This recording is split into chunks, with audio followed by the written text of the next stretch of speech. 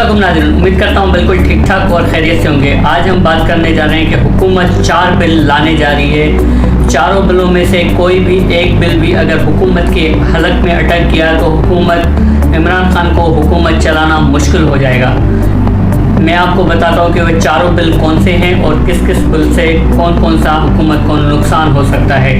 तो पहला बिल ला रही है हुकूमत सोशल मीडिया को कंट्रोल करने के लिए कि सोशल मीडिया की जितनी भी वेबसाइट्स हैं, जैसे ट्विटर हो गया, यूट्यूब हो गया, फेसबुक हो गया, उन्हें बोल रहे हैं कि वो आके यहाँ पे अपनी ऑफिसें खोलें और यहाँ से ऑपरेट करें और हुकूमत की उस पर मर्ज़ी चले कि हुकूमत उन लोगों को बोले कि आप क्या दिखा सकते हैं और क्या नहीं दिखा सकते, यानी कि ऊपर नज़र रख सके हुकूमत और अपने कंट्रोल में ले सके सारा सिस्टम।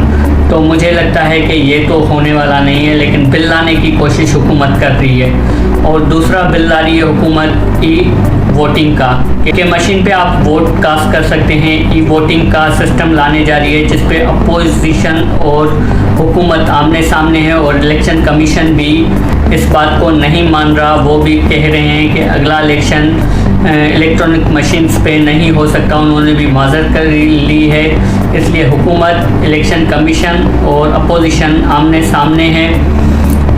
इलेक्शन कमीशन का और अपोजिशन का मौक़िफ़ एक तरफ और हुकूमत का मौक़िफ़ दूसरी तरफ है। हुकूमत बज़्ज़त है कि हम इलेक्शन इसी मशीन पे करवाएंगे अगले, और इलेक्शन कमीशन ने साफ इनकार कर दिया कि अगले इलेक्शन इस मशीन पे नहीं हो सकते। और अपोजिशन कह रही है कि अगर हुकूमत ने ई वोटिंग लाने की कोशिश की तो अगले इलेक्शन हम होने ही नहीं देंगे। तो ये था दूसरा बिल। और तीसरा बिल ला रहे हैं कि पहले अगर किसी के दिल में ईमान जागता था और कोई दूसरे मज़हब का इंसान मुसलमान होना चाहता था तो सिर्फ दो चीज़ें रिक्वायर होती थी कि वो कलमा पढ़े और हमारे नबी सल्लल्लाहु अलैहि वसल्लम, मोहम्मद सल्लल्लाहु अलैहि वसल्लम पे अपना ईमान लाए और उन्हें आखिरी नबी तसव्वुर करे, तो उसके बाद वो उसे मुस्लिम समझा जाता था। लेकिन इस वक्त हुकूमत ऐसा बिल ला रही है जिसमें 3 महीने कम से कम कागजी कार्रवाई होगी। उसके बाद वो कार्रवाई पूरी होने के बाद जो दूसरे मज़हब से आया हुआ शख्स मुसलमान होना चाहेगा उसे 3 महीने का इंतज़ार करना पड़ेगा। उसके बाद उसे मुसलमान रिकमेंडेड किया जाएगा। तो ये तीसरा बिल है जिस पे भी हुकूमत को हज़ीमत उठानी पड़ सकती है।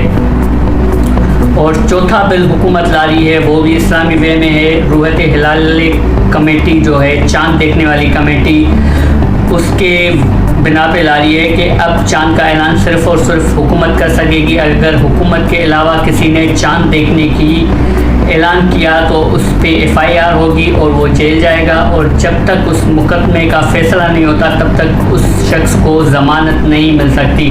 तो ये चारों बड़े ख़तरनाक किस्म के बिल हुकूमत लाने जा रही है। मुझे लगता है कि हुकूमत के गले में अगर हड्डी की तरह एक बिल भी फंसा तो हुकूमत चलाना मुश्किल हो जाएगा। अब चलते हैं से नून, और नून से शीन निकलने का जो काम जारी और सारी है। अब बयानिया खुल के सामने आ गया है। अब लड़ाई ये शहबाज शरीफ और नवाज शरीफ की नहीं रही, अब ये लड़ाई मुंतकिल हो गई है जो नेक्स्ट जनरेशन है उसमें हमज़ा और मरियम के बीच में, कि हमज़ा कहता है कि हमारा बयानिया चलेगा और मरियम कहती है कि हमारा बयानिया चलेगा। जब तक नवाज शरीफ की और शहबाज शरीफ की बात थी तब तक तो बात समझ में आती थी कि वो दोनों मिलके खेलते थे गुड कोप और बैड कोप, लेकिन इस वक्त गुड कोप और बैड कोप नहीं है, सीधी सीधी बयानिए की लड़ाई है, सीट की लड़ाई है, पार्टी को हेड करने की लड़ाई है। जो लड़ाई मुझे लगता है कि आगे चलकर मरियम नवाज़ हार जाएंगी और हमज़ा शहबाज जीत जाएंगे, क्योंकि बहुत सारे अरकान जितने भी हैं नून लीग के समझदार वो शहबाज शरीफ और हमज़ा के साथ हैं और मरियम अकेली रह जाएंगी आने वाले वक्त में। तो ये बयानिया मुझे लगता है कि इस तरफ जा रहा है, लेकिन ये लड़ाई बिल्कुल खुलकर आ गई है, चौक और चौराहे पे आ गई है। अब इसमें कोई भी इबाहम नहीं है कि लड़ाई सिर्फ गुड कोप और बैड कोप की है, क्योंकि वो अब चैप्टर क्लोज़ हो गया।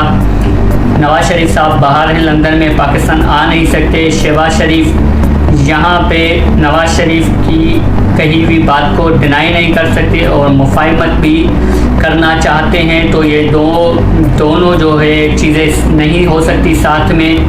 अब ये है कि मरियम नवाज़ और हमज़ा की लड़ाई जो है ये आगे तूल पकड़ेगी आने वाले दिनों में।